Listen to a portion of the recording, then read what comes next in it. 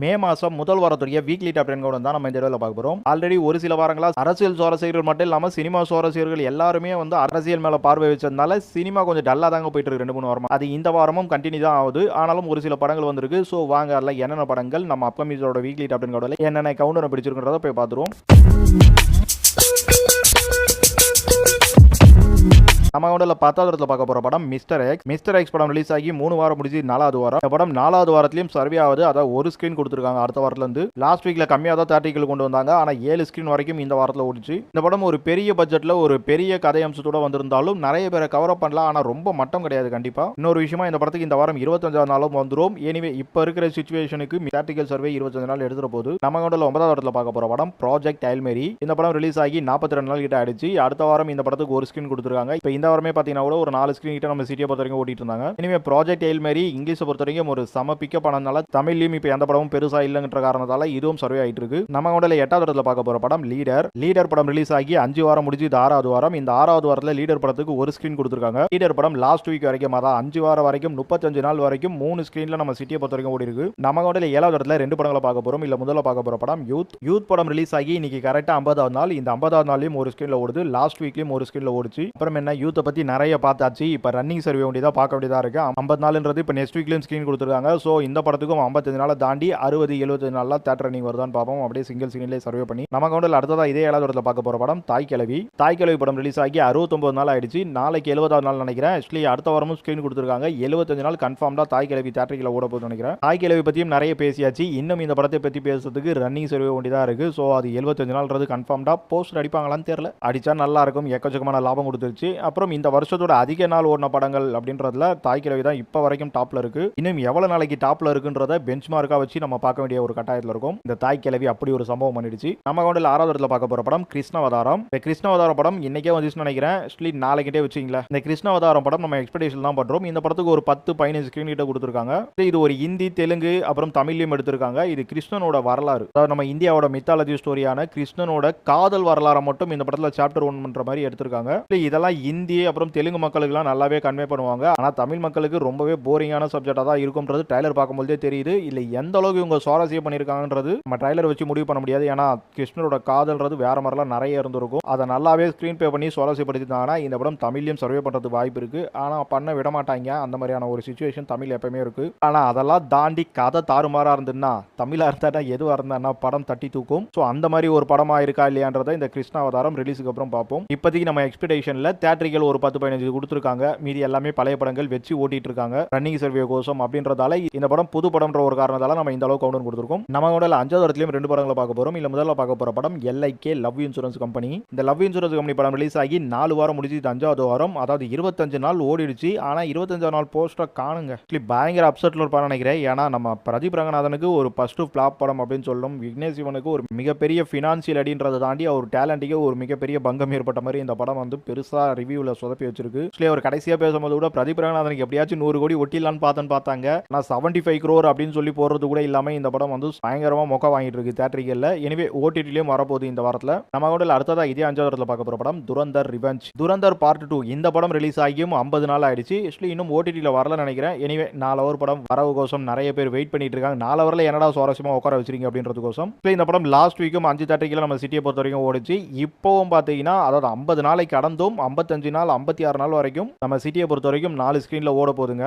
துரந்தரோட running சர்வேவும் நம்ம note பண்ண வேண்டியதா இருக்கு. ஏன்னா நம்ம யூத் தாய் கிழவி அதை தாண்டி துரந்தரத்தை ஃபர்ஸ்ட் நோட் பண்ணும் போல இருக்கு. படம் இந்த படம் 70 தாண்டாலும் ஆச்சரியப்படல. இந்த படம் போற போக பார்த்தா 60 கண்டிப்பா எடுத்துரும். 75 எடுக்குதான் பார்ப்போம். இது எல்லாமே வந்து நான் தமிழ்ல மட்டுமே சொல்லிட்டு இருக்கேன். ஹிந்தி வெர்ஷன் இல்லாமலே ஹிந்திலேயே நம்ம தமிழ்நாட்டில் ஒரு பெரிய ரெக்கார்ட் பண்ணிட்டு இருக்கு. அது வேற விஷயம், அதை விட்டுருவோம். தமிழ்ல மட்டுமே துரந்தர் 2 சம்பவம் தமிழ் படங்களுக்கு இணையா. நம்ம கொண்டல 4வது இடத்துல பார்க்க போற படம் தி மம்மி படம் ரிலீஸ் ஆகி 3 வாரம் முடிச்சு 4வது வாரம். இந்த 3வது வாரத்துல 25 நாள் போஸ்ட் வரும். ஆக்சுவலி வராதுங்க. ஏன்னா தமிழ் படத்துக்கே அடிக்க மாட்டாங்க நிறைய. இதுக்கு எங்க நடிக்க போறாங்க. ஆனா 25 நாள் ஓடும் தியேட்டரிக்கல்ல கண்டிப்பா. அதுவும் சாதாரணமா இல்ல. ஒரு 15-20 தியேட்டரிக்கிட்டே நம்ம சிட்டியை பொறுத்த வரைக்கும் ஓடும். இது ஒரு பெரிய விஷயம் தான் சொல்லுவேன். ஏன்னா ஒரு ஹாலிவுட் படத்துக்கு இது ஒரு நல்ல ரெக்கார்ட். ஆனா பாக்ஸ் ஆபீஸ் பெருசா வரது கிடையாது. பெரிய கிரௌடியம் இந்த படம் கூட்டிட்டு வரது கிடையாது. ஆனாலும் இந்த படத்தோட இருப்புக்கு இந்த படம் பண்ற சர்வேவிங்கிறது எல்லா விதத்திலயும் வந்து பெஸ்ட் தான். இன்னொன்னு இந்த தி மம்மின்றது லாஸ்ட் வீக்லாம் பாத்தீங்கன்னா செகண்ட் தேர்ட் ஸ்கிரீன்ன்றலாம் கொஞ்சம் நல்லாவே ஆக்குபை பண்ணிருந்து. லாஸ்ட் வீக்ல நல்ல தியேட்டரிக்கலும் இருந்தது. இந்த சம்மரோட அந்த எலெக்ஷன் அந்த எம்டினஸ் எல்லாம் போக்குறதுக்கு இந்த மம்மின்றது அப்படின்றது தியேட்டர்காரங்களுக்கு ஒரு ஹெல்ப்ஃபுல்லா இருந்திருக்கு. நம்ம கவுண்டர்ல 3வது இடத்துல பார்க்க போற படம் 29. இந்த 29 படம் நாளை தான் ரிலீஸ் ஆகுது. இந்த படத்துக்கு எங்கேயாவது ஒரு இடத்துல மெயின் ஸ்கிரீன் எடுத்த மாதிரியும் தேர்ட் ரேஞ்ச் ஸ்கிரீன் மோஸ்ட்லி எடுத்த மாதிரி இருக்கு. இந்த 29 நம்ம லோகேஷ் கனகராஜ் ப்ரொடியூஸ் பண்ணிருக்காரு. மேயாதமான் படத்தோட டைரக்டர் ரத்னகுமார் அப்புறம் இன்னும் ஒரு சில படங்கள் எடுத்திருக்காரு. அதெல்லாம் சொல்ற மாதிரி இல்ல. இந்த 29 படத்துக்கு போஸ்டர் அந்த இதெல்லாம் பாத்தீங்கன்னா நம்ம தமிழ் சினிமால இருந்த மிகப்பெரிய காதல் திரைப்படங்கள் மாதிரி அந்த மாதிரியான விஷயங்கள்லாம் சொல்லி பண்றாங்க. அதை தாண்டி ஒரு ட்ரைலர் ஒன்று விட்டுருந்தாங்க. அந்த ட்ரைலரை பார்த்துட்டு வந்தேன். நீங்க காதல் பண்ணுங்கடா, ஆனா எங்க காதலை பண்ணாதீங்கடான்ற மாதிரி தான் இருக்குது. ஏன்னா அது ட்ரைலர்ல இங்க ஸ்னீக் பிக் மாதிரி இருந்தது. அதுல வர டைலாக்லாம் பார்க்கும்போது காதலை பூ சுத்தலாம்டா, பூ கடையை கூட சுத்தி தொலைங்கடா, ஆனா பூ தோட்டத்தையெல்லாம் சுத்தாதீங்கடான்ற மாதிரி தான் இருக்குது. எனவே காதலுக்கு கண்ணு இல்லைன்றதை கேள்விப்பட்டிருக்கோம். இந்த ஸ்னீக் பிக் பார்த்ததுக்கு அப்புறம் ஏன்டா ஆக்ஷன் படத்துக்கு தான் லாஜிக் இல்லை, நீங்க இப்ப இந்த காதல் படத்துக்கு கூட லாஜிக் இல்லாம பேசிட்டீங்கன்ற மாதிரி இருக்கு. சரி பாப்போம். இந்த ரத்னகுமார்ன்றது வேற மாதிரியான ஒரு திங்கிங்ல எடுப்பார். இயல்பான ஒரு திங்கிங்ல எடுக்கிற மனுஷன் கிடையாது. அதுல இந்த 29ல எந்த மாதிரி சம்பவம் பண்ணியிருக்காருன்றத நாளைக்கு தியேட்டர்ல பார்ப்போம். இப்போ கண்டிப்பா லேட்டஸ்டா இந்த படத்துக்கு நிறைய ஸ்கிரீன்ஸ் கொடுத்துருக்காங்க. இன்னொன்று புது படமா வருது, தமிழ் படம். மம்மி ஓரளவுக்கு சர்வைவிங் நல்லா பண்ணிட்டு இருந்தாலும் இப்போ இருக்கிற அந்த டைம்ல ஒரு பெரிய சர்வைவிங்கே கொடுத்துருக்கலாம். ஆனா அதை மிஸ் பண்ணிருக்கு. ஆனாலும் 29க்கு நம்ம மம்மியை மேல வைக்கிறதுக்கு அத்தனை தகுதியும் இருந்தாலும் 29 ஒரு புது படமா வருதுன்றதுனால நம்ம எக்ஸ்பெக்டேஷன் ரேஞ்சில் அந்த படத்தை கொஞ்சம் பூஸ்ட் பண்ணுன்றதுக்கோசம் இந்த இடத்துல வச்சிருக்கோம். நம்ம கவுண்டர்ல 2வது இடத்துல பார்க்க போற படம் மார்டல் கம்பட். இந்த படத்துக்கு அங்கங்க ஒரு சில மெயின் ஸ்கிரீன் நல்லா கிடைச்சிருக்க மாதிரி பார்க்குறேன். அது மட்டும் இல்லாமல் செகண்டரி ஸ்கிரீன்ல நிறைய ஆக்குபை பண்ணிருக்கு இந்த மார்டல் கம்பட். இது ஒரு ஹாலிவுட் படம் தான். அது மட்டும் இல்லாமல் பார்ட் 2 வெர்ஷன். எஸ்பெஷலி ட்ரைலர்ன்றது பார்க்கும்போது ஹாலிவுட் ரசிகர்கள் நிறைய பேரை கவர் பண்ண தான் தோணுது. இந்த படத்தை ஏன் 2வது இடத்துல வச்சிருக்கேன்னா தியேட்டர்கள் கொஞ்சம் நிறைய வந்திருக்கு. ஒரு செகண்ட் வெர்ஷனா இருக்கு. இந்த படத்தோட எக்ஸ்பெக்டேஷன்றது அந்த மக்களுக்கு கொஞ்சம் எதிர்பார்ப்பா இருக்கும். ஆனா கண்டிப்பா வைட் ஆடியன்ஸ் கிடைக்காது. இந்த மாதிரி ஒரு படம் வருதுன்றது பல பேருக்கு தெரியாது தான். இருந்தாலும் தியேட்டர்கள் ரொம்ப அதிகமா இருக்கு மற்ற படங்களை கம்பேர் பண்ணும்போதுன்ற காரணத்தால 2வது இடம் கொடுத்தோன்றதை தாண்டி இப்பெல்லாம் தமிழ் படத்தை தாண்டி ஹாலிவுட் படத்துக்கு தாங்க தியேட்டர்கள் மக்கள் அதிகமாக போறாங்க. இன்னும் 29 என்னதான் வந்திருந்தாலும் அதை அவங்க நிறைய ப்ரோமோட் பண்ணியிருந்தாலும் அதுக்கு பெரிய ஆடியன்ஸ் பிக்கப் இல்லைன்றதான் ஒத்துக்க முடியுது. நம்ம கவுண்டர்ல முதல் இடத்துல பார்க்க போற படம் கரை படம் போன வாரம் தான் ரிலீஸ் ஆச்சு. இது ரிலீஸ் ஆகி 2வது வாரம். இந்த 2வது வாரத்தில் இந்த படம் போன வாரம் ஃபர்ஸ்ட் ஸ்கிரீன் செகண்ட் ஸ்கிரீன் எல்லாமே கொடுத்துருந்தாங்க.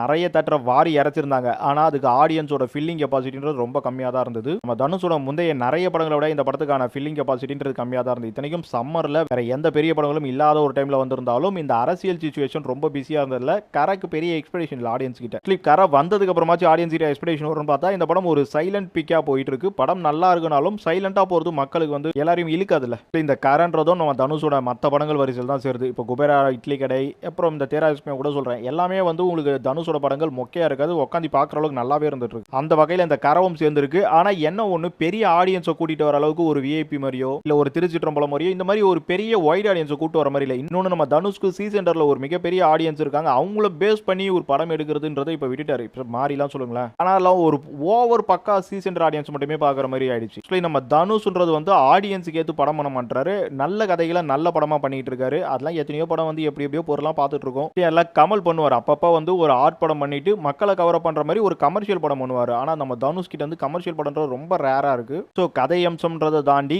கமர்ஷியலா ஒரு தூள் மாதிரியோ கில்லி மாதிரியோ ஒரு படம் கண்டிப்பா நம்ம தனுஷ் பண்ணணும். அவருக்கே விஐபி பண்ணிருக்காருல. ஏன்னா அவரோட டைமிங்ல ரொம்ப வந்து கதை தோமாவே போயிட்டு இருக்காரு. இப்படியே போனா பேலன்ஸ் நல்லா இருக்காது. இன்னொன்னு இந்த கரை படத்துக்கு வந்து நிறைய பட்ஜெட் போட்டு எடுத்திருக்காங்க. அதுக்கு பாக்ஸ் ஆஃபீஸ் எடுக்கிறது ஒரு பெரிய கதையா போயிட்டு எப்படி பார்த்தாலும் பெரிய ஹீரோ படத்துக்குலாம் ஓடிடி அது இல்லாம வித் ப்ராஃபிட் பார்த்துருவாங்க. படம் மொக்கையா இல்லைன்றதுனால ஒரு ரேஞ்ச் வந்துடும் வைங்களேன். ஆனா தியேட்டரிக்கல்ல வந்து ஒரு பெரிய ஹிட் அடிக்கிறதுக்கான வாய்ப்புன்றது ரொம்ப கம்மியா போயிட்டு இருக்கு. எனிவே கரன்றது ஒரு நல்ல படமா இருந்தாலும் நிறைய பேர் வந்து பார்த்தே தீரணும் அப்படின்ற ஒரு படமா இல்லைன்றதை இங்க சொல்லி ஆக வேண்டியதா இருக்கு.